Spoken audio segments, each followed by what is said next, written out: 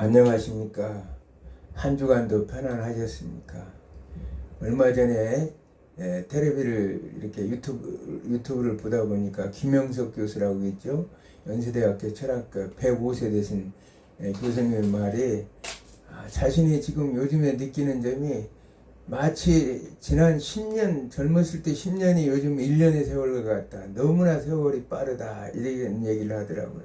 그래서 또 그 시간이 너무나 소중하다. 제가 그런 생각을 가져요. 요즘에 와서 보니까 어떻게 빨리 시간이 지나는지, 한 주간이 어떻게 지난지도 모르고, 이제는 금년도도 이제 며칠 남지 않았죠.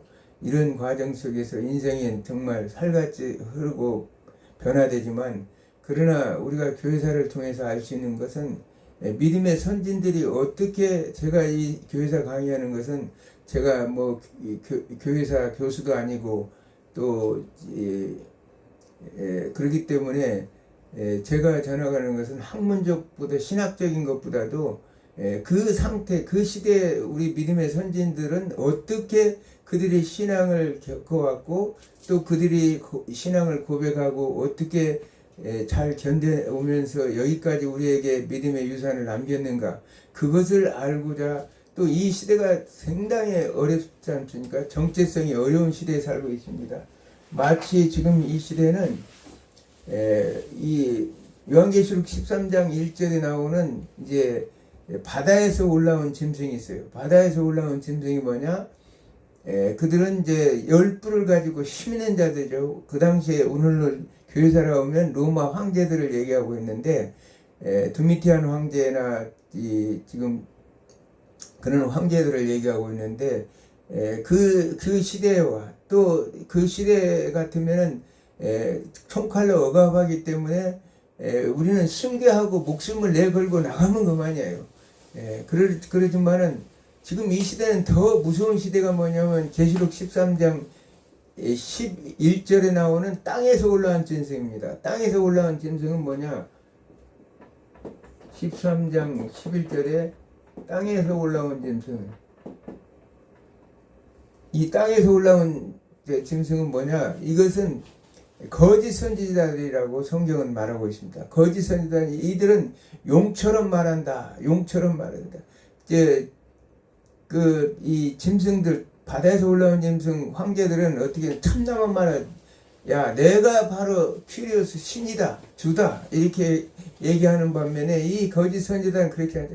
용처럼 흉내, 사탄의 말을 흉내내고 예수님의 말을 흉내내서 거짓 미혹을 하고, 이게 더 무서운 시대에 살고 있다. 오늘날 우리가 지금 이런 시대 속에 살고 있습니다. 그렇기 때문에 교회사를 통해서 분별력을 갖고 우리가 어떻게 잘 이것을 대체해 나갈 것인가, 이렇게 생각할 수 있습니다. 우리가 그동안 공부한 것이 교회가 설립하고 오순절 성령 강림에서 사도시대를 맞았죠. 사도들이 예수 그리스도의 아포스 툴로스라고 해서 사도, 보내심을 받은 자들이라는 뜻이죠. 이 그리스도에게 보냄을 받은 자로서 그들은 마르티스의 삶을 살고 있습니다. 마르티스는 증인의 삶인데, 증인은 이건 순교자라고 얘기했습니다. 순교자의 삶을 살고 있다는 사실이에요. 그렇기 때문에 마르티스의 삶을 사는 제자들, 지난 시간까지 제자들이 했고, 그 제자들이 복음을 증인으로 삶을 살다가 결국은 순교하고, 마지막 이제 요한까지 이제 순교에 요한은 순교를 당하지는 않았지만 자연사를 했지만, 하나님께서 요한을 통해서 요한복음, 요한일서, 2서, 3서, 요한계시록이라는 위대한 하나님의 말씀을 기록해 놓고 요한이 그 말씀을 이루고 이제 하나님의 품으로 갔다는 사실입니다. 그 이후의 시대를 속사도 교부라고 합니다. 속사도 교부 시대. 언제냐? 속사도 교부 시대는 사도 요한이 이제 죽고 난 이후에 한 100년경이라고 할 수 있겠죠. 한 AD 한 100년경, 주 100년경부터 313년 밀라노 칙령, 이 콘스탄틴 대제에 의해서 밀라노 칙령이 있을 때까지 한 100년부터 한 313년 밀라노 칙령, 이 시대를 얘기하는데, 이 시대를 전 니케아 교부 시대, 전 니케아 교부 시대라고 해요. 니케아 교부 시대. 니케아 이 종교회의가 325년에 발생하는데 325년에 삼위일체 교리가 확정되고, 그래서 아리우스로와 같은 자들이 이단으로 이제 이 판정이 되고, 이런 그 시대를 니케아 종교회의라고 하죠. 그래서 그래서 이 325년 니케아 전 시대를 이 속사도 시대라고 하고, 이후를 후 니케아 교부 시대라고 이렇게 얘기하고 있습니다. 이후 니케아 교부 시대. 여기에는 이제 430년에 돌아가신 어거스틴이나 이런 사람들을 얘기하죠. 어거스틴이나 또 이 이그나티우스의 그러면 이레니우스나 터툴리안 같은 사람들이 활동했던 시대를 후 니케아 시대라고 이렇게 얘기할 수 있겠습니다.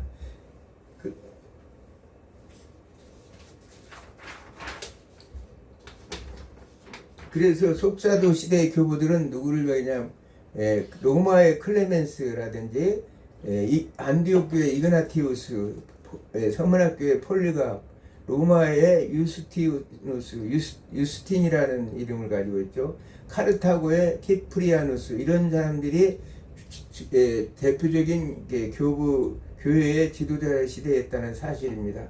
중요한 문으로는 디다케라는 것은 예수님께서 가르친 말씀을 제자들이 이방인들에게 그대로 전하고 가르친 내용들을 기록한 문서인데, 디다케 또는 클레멘트 1서신, 아까 로마의 클레멘트스가 쓴 고린도서 서신을 얘기하는데, 또 이그나티우스의 7서신, 폴리갑의 서신, 바나바 서신, 헤르마스의 목자라는 이런 문서들이 기록적으로 남아 있습니다.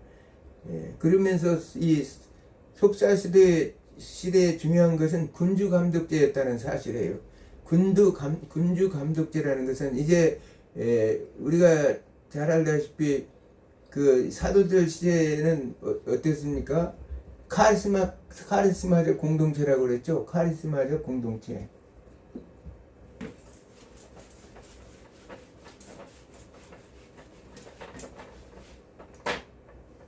카리스마적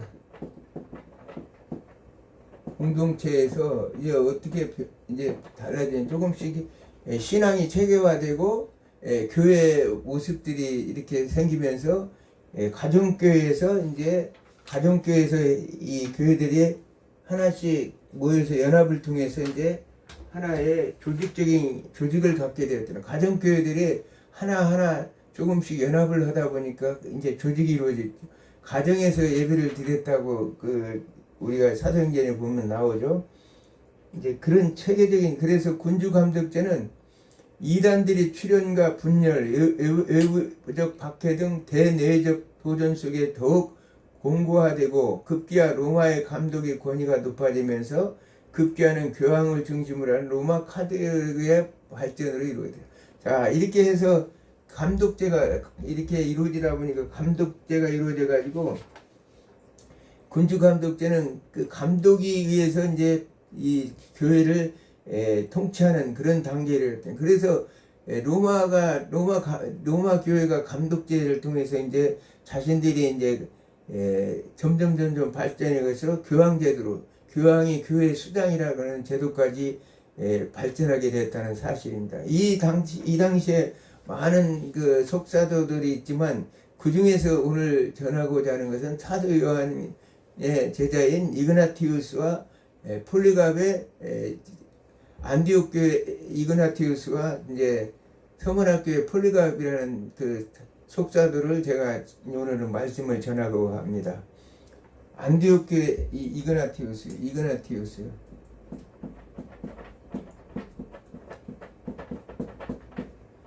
안디옥 교회, 우리가 안디옥 교회는 사도 바울과 바나바가 열심히 일했던 곳이죠. 이 교회 핍박이 있으니까 흩어져서 유대인들과 이방인들이 모여서 만든 교회가 안디옥 교회인데, 그곳에 가서 사도 바울과 바나바가 사역했던 것을 우리가 사도행전에서 알 수 있었습니다. 자, 이그나티우스는 사도 요한의 제자로서 AD 70년부터 107년까지 37년 동안 안디옥 감독으로 있었습니다.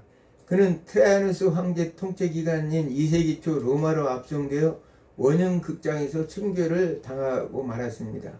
이그나티우스는 로마로 압송되어 가는 도중에 7편지를 기록했는데 그중 5통은 소아시아에 있는 에베소 교회, 마그네시아, 빌라델비아 성원학 교회에 5통을 보내고 다른 2통은 로마 교회와 성원학 교회 감독인 폴리갑에게 보냈습니다. 이그나티우스가 쓴 편지들은 성원학 감독 폴리갑에 의하여 모두 수집이 되었는데 주요 내용은 다음과 같습니다. 그는 삼위일체와 그리스도에 대한 인성의 실제와 그의 순한 실제성을 부인하는 가엔스레드 비판이 등장합니다. 자, 그 당시에 이제 이단들이, 영지주의 이단들이 사도 바울이나 사도 요한도 항상 영지주의에 조심하라고 성경에 기록하고 있죠. 그 당시에 우리가 교회가 발달하면서 누가 아까도 얘기했지만 제일 무서운 것이 13장 11절 땅에서 나온 짐승이라고 그랬죠. 이들이 바로 이단들이에요. 거짓 선지자들. 이단들 교회를 미워하는 이들은 누구냐? 아까 바다에서 나온 짐승도 누가 지배합니까? 사탄이 지배하지만 땅에서 올라온 짐승도 용처럼 말하면서 사탄의 흉내를 내고 이 예수 그리스도의 말씀을 흉내내면서 아주 교묘하게 사람들을 이용해온 그런 자들이 있었다는 거예요.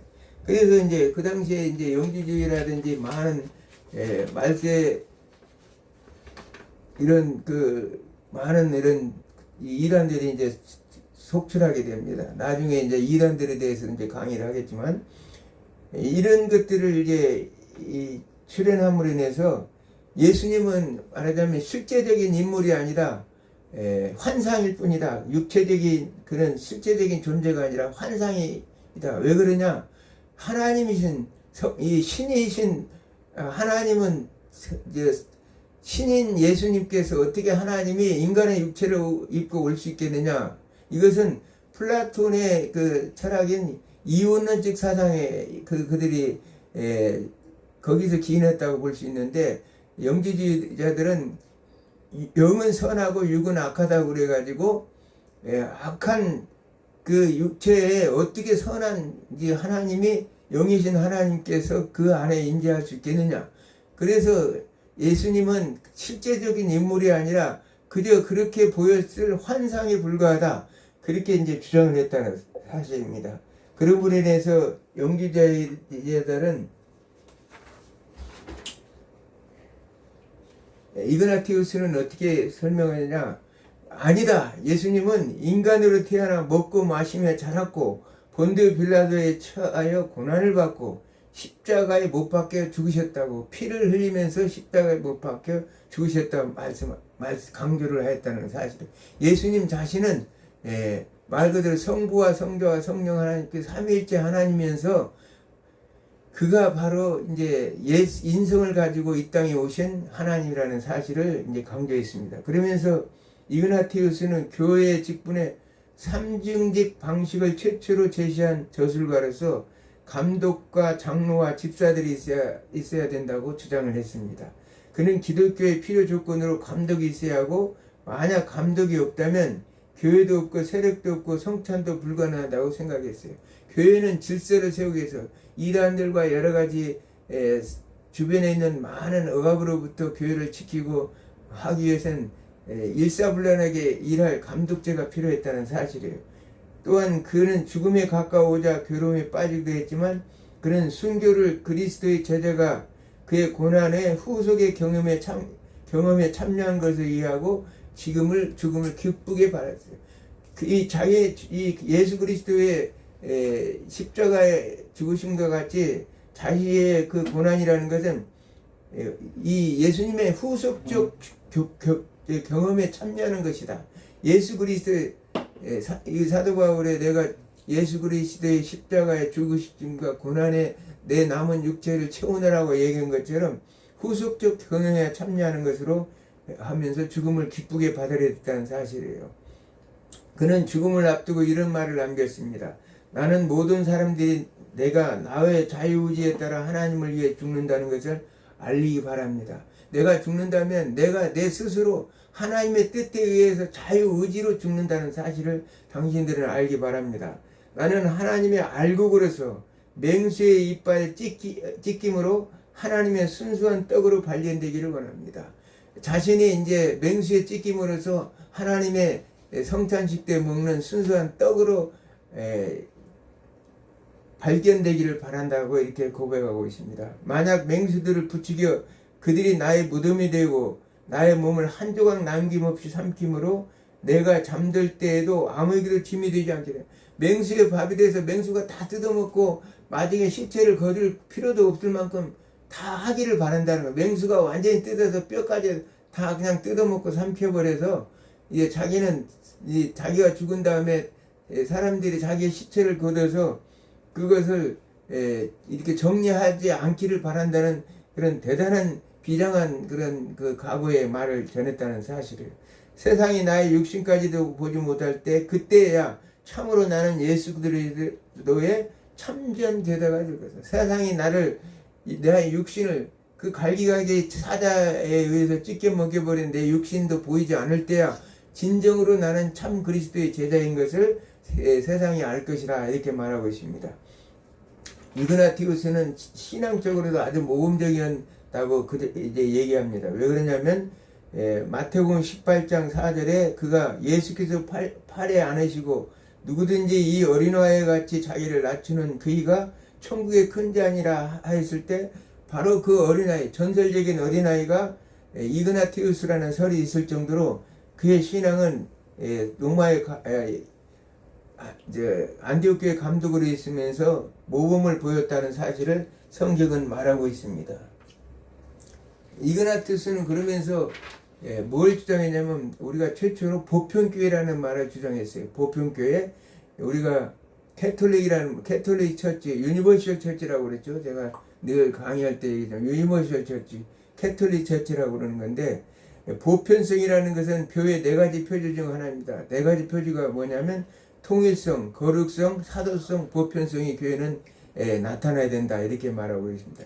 이 세상의 교회당은 무수히 많고 개교회도 무수히 많습니다. 하지만 이 세상의 모든 교회는 올바른 신앙 고백의 터 위에 서 있는 한 주님의 몸된 교회에 속하고 있다는 사실이에요. 모든 교회가 수없이 많은 교회가 어떠한 세력이 있고 크기가 있고 또한 조직이 잘 돼서 그것만이 교회가 아니라 신앙을 고백하고 그 고백의 터 위에 서 있는 교회는 모두가 주님이 인정하는 교회라고 그는 강조하고 있다는 사실이에요. 그래서 우리가 교회의 보편성을 강조하는 것은 현재 만연되어 있는 개교회주의에 극복하는 것이 필요하다고 보기 때문에 우리가 교회의 보편성을 내가 수없이 이 강의하면서 보편적 교회 얘기를 했지만 유니버설 처치 개념을 했죠. 우리가 로컬 처치 개념도 있지만 그러나 이제 개교회주의에서 벗어나서 교회는 그리스도 안에서 에베소 1장 10절의 주님의 말씀처럼 그리스도 안에서 하늘에 있는 것이나 땅에 있는 것이나 모든 것이 통일을 이루게 하려 합니다. 교회의 보편적인 예수님의 보편성을 얘기하고 있습니다. 성경은 언제 읽어요? 그렇네요. 조금 이따 있죠. 자, 교회의 보편성은 공간적 보편성과 시간적 보편성으로 나누어집니다. 공간적 보편성이라는 것은 교회는 어느 공간에 있든지 미국에 있든지 한국에 있든지 아프리카에 있든지 모든 교회는 그리스도 안에서 한 교회라는 사실이에요. 시간적 보편성은 뭐냐? 모든 시대의 교회가 다 주님의 몸된 교회에 속한다는 사실이에요. 초대교회나 또한 중세교회, 종교교회 시대의 교회, 현재의 교회, 앞으로 존재할 모든 교회가 주님의 교회라는 사실을 우리가 알 수 있습니다. 성경의 본문을 오늘 한번 읽고 나가겠습니다. 로마서 5장 1절에서 4절입니다. 제가 한 절 읽고 한 절 읽겠습니다. 그러므로 우리가 믿음으로 의롭다 하심을 받았으니 우리 주 예수 그리스도 말미암아 하나님과 화평을 누리자. 또한 그로 말미암아 우리가 믿음으로 서 있는 이 은혜의 들어감을 얻었으면 하나님의 영광을 바라고 즐거워하느니라. 다만 이뿐 아니라 우리가 환난 중에도 즐거워하나니 이는 환난은 인내를 인내는 연단을, 연단은 소망을 이루는 줄 알미로다. 아멘. 오늘 그 많은 속사도들은 어떻게 했습니까? 그 환란 속에서도 즐거워했다는 사실. 오늘 이그나티우스 말 인용해 보더라도 얼마나 그가 죽음을 앞두고도 그가 즐거운 마음으로 기꺼이 그가 순교를 바쳤던 걸 봅니다. 환란은 인내를, 인내는 연단을, 연단은 소망을 이루는. 우리의 삶이 환란 가운데서의 인내와 연단과 소망을 이루는 삶이 되기를 주님으로 축원합니다. 아멘. 그래서 이그나티우스는 교회 질서를 강조하면서 목회자의 지도력에 순종할 것을 거듭 강조하고 있습니다. 물론 장로단과 집사들의 권위도 강조하면서 그들에게도 순종한 것을 강조하셨습니다. 교회 말하자면 질서를 얘기하고 있는 거예요. 교회는 질서가 있어야 된다. 이게 계급은 아닙니다. 보편적 교회에서 교회는 어떤 이제 계급이 있는 것이 아니라 하나님 그리스도가 말씀하신 교회는 하나님의 지체이기 때문에 어떤 계급이 있어. 목사나 장로나 집사가 계급이 있는 건 아니라는 거. 오늘 한국 교회가 잘못 알고 그런 계급적인 어떤 입장에서 목사님들이나 장로님들 또는 권사님들, 집사님들이 자신의 교회에서 큰 힘이나 가지고 있는 것처럼 그렇게 신앙생활하는데 그것은 잘못된 것이라고 말해서 질서를 세우기 위해서 그런 직분이 필요하다고 말합니다. 그러면 우리가 보편교회라고 흔히 말하는 로마 카톨릭을 정말 보편교회인가? 로마 카톨릭 아까 얘기했죠. 천주교회가 스스로 보편교회임을 자랑한 것은 널리 알려져 있습니다. 캐톨릭이라는 말 자체가 보편적이라는 뜻을 가진 형용사인 것이죠. 형용사입니다.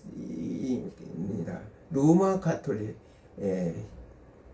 로마 교회는 보편적인 교회다 이런 말이죠. 하지만 로마 카톨릭을 보편교회라고 말하는 것은 옳지 않다는 사실입니다. 왜 그러냐면 카톨릭 앞에 로마라는 단어가 이렇게 자신들을 딱 뒀어요. 그 로마라는 단어를 둬서 이 모든 아까도 얘기했죠. 감독제 중에서 모든 교회 중에서 수장되는 교회가 로마 카톨릭이고 그러므로 인해서 그 로마 카톨릭의 이제 수장인 교황이 모든 교회의 우두머리다 이렇게 생각을 가지고 있다는 사실이에요. 이 차라리 그 로마 카톨릭 하지 말고 주님의 교회라고 이렇게 얘기했으면 주님의 교회라고 얘기했으면 오히려 그 이해가 가는데 로마라는 이 무리 글자를 둠으로 인해서 그들은 이제 보편적 교회의 범죄를 벗어났다는 사실이에요. 로마 교회가 왜 세계 교회의 중심지가 되어야 하는 것입니까? 이에 대한 만족스러운 답을 줄 수가 없습니다. 원래 교회의 머리는 그리스도이지 로마 교황은 아니라는 사실입니다. 로마 교황이 그리스도의 대리자라고 얘기하는데 누가 로마 교황을 그리스도의 대리자로 초대하였습니까? 이 자기들 스스로가 그리스도의 대리자라고 로마 교황을 초대했지 하나님의 교회는 예수 그리스도가 머리가 되시고 모든 교회 성도는 지체가 같은 지체라서 교회는 보편적인 교회 말 그대로 작은 교회나 큰 교회나 예수 그리스도 신앙의 고백 위에서 하나님의 말씀을 증거하고 전하는 모임이 되면 그것이 교회인 것이지 그 어떤 우열이 있을 수가 없다는 사실입니다. 이 보편적 원리를 제일 먼저 주장한 사람은 우리가 잘 아는 알렉산더 이제 대왕을 알 수가 있죠.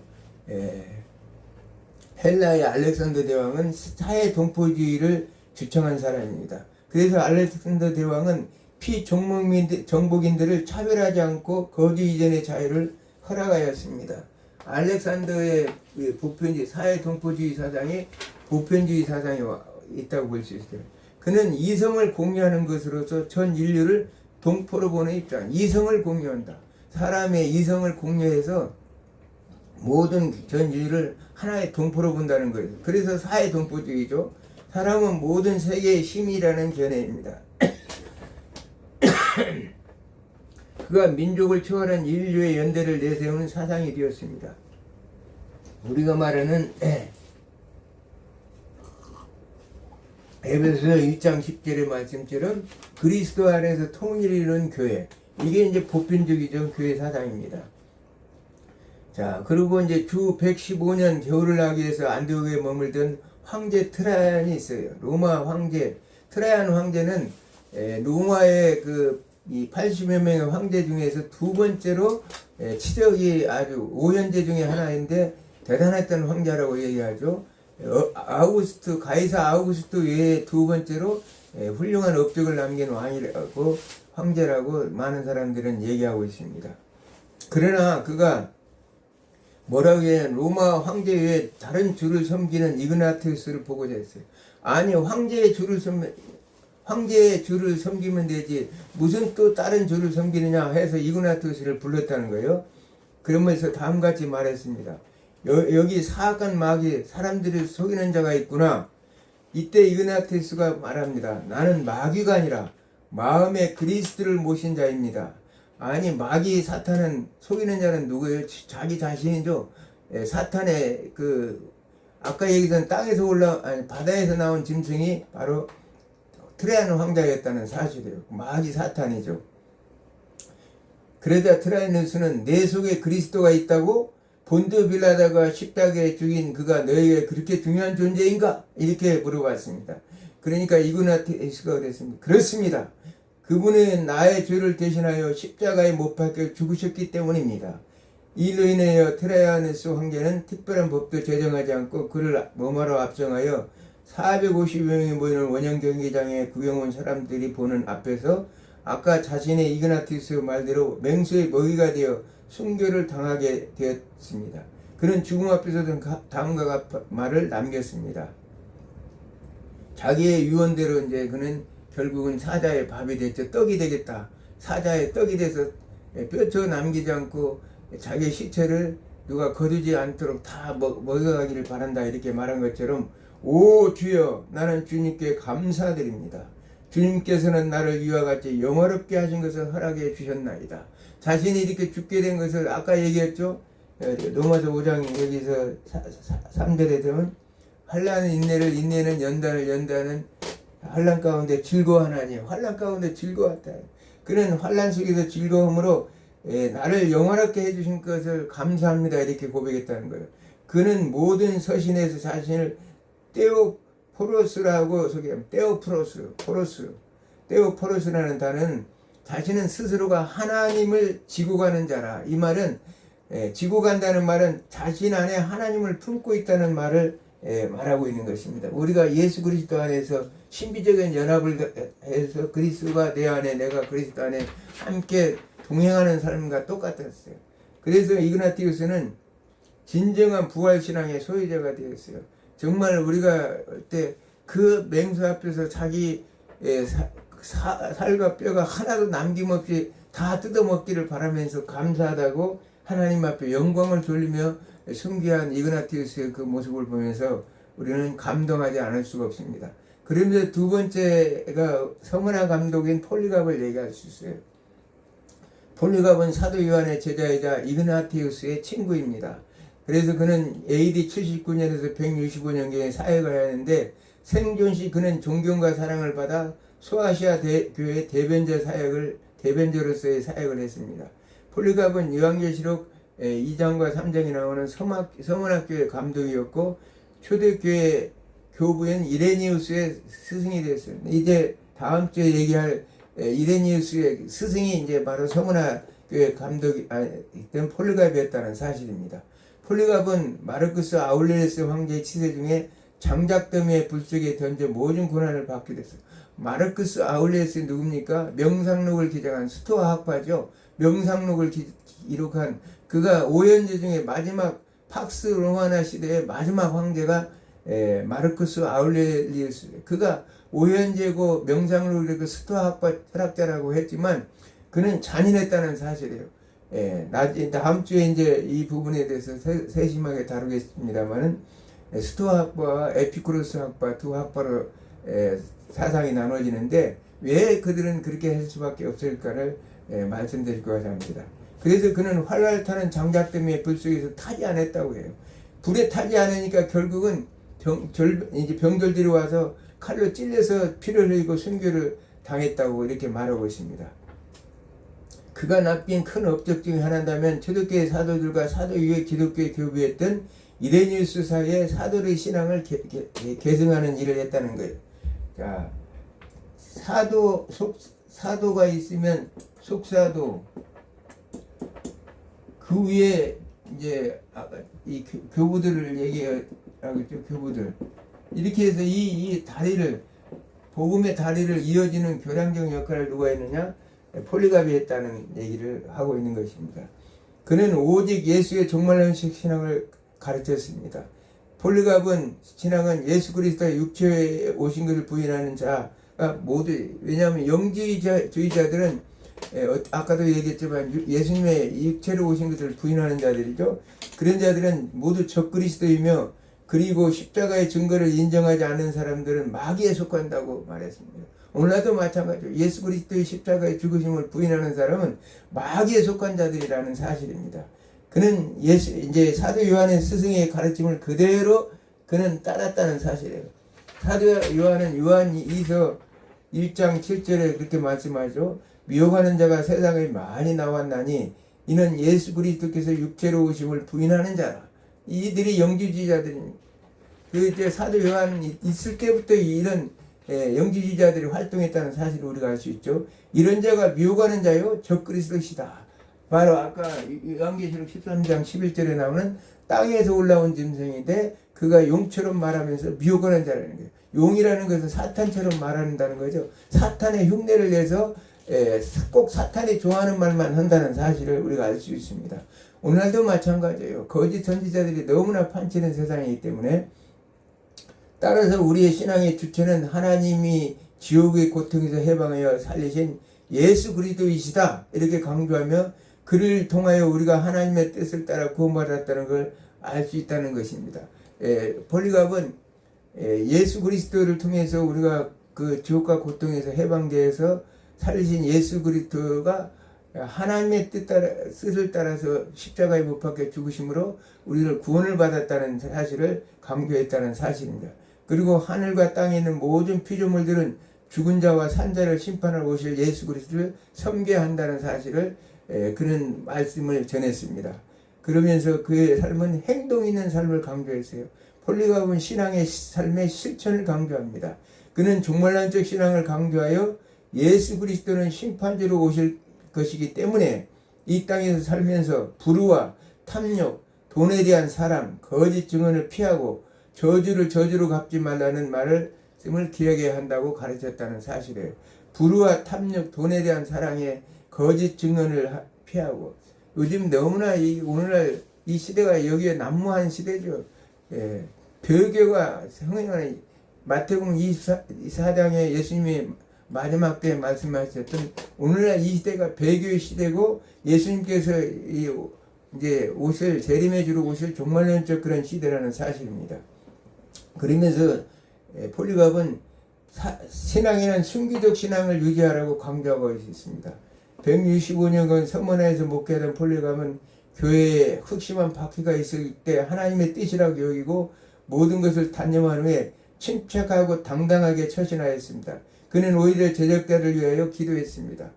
당대의 최대 시험은 로마 황제를 가이사를 신인처럼 반드시 주라고 부르도록 강요했습니다. 가이사를 주로 부르도록 강요했을 때 이를 거부하면 사형에 당하는 줄 알면서도 폴리갑은 로마의 압송을 제어합니다. 집정관 앞에서 가이사를 주로 숭배하라고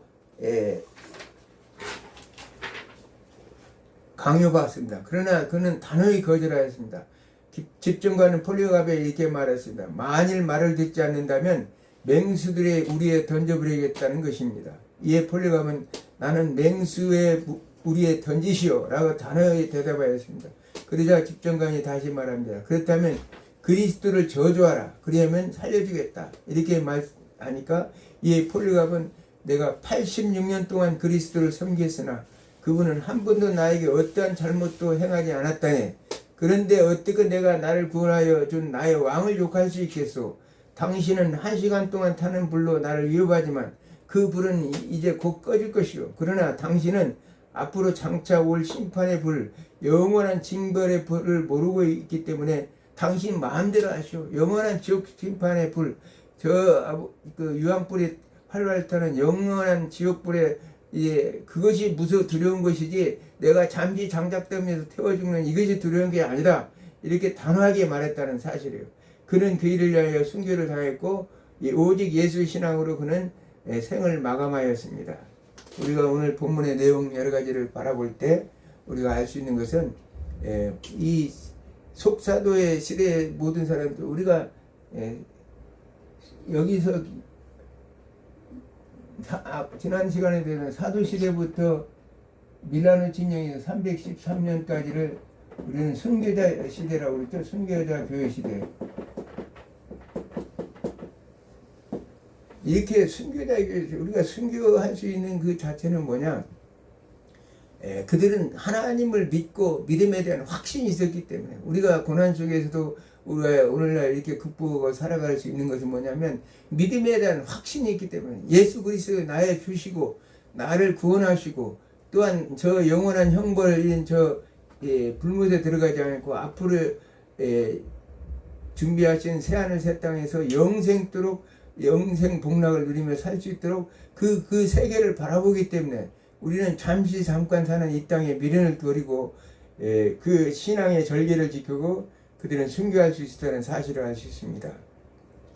이런 순교자들의 신앙, 이런 믿음의 이 선진들이 있었기 때문에 오늘날 한국교회까지 이곳에 와서 우리는 믿음으로 승리하며 살 수 있다는 사실이에요. 여러분들 신앙도 한 주간 나의 신앙은 어떤 신앙일까를 잘 점검하면서 하나님 안에서 여러분들이 승리하는 삶이 되기를 주님으로 축원합니다. 기도합니다. 아멘.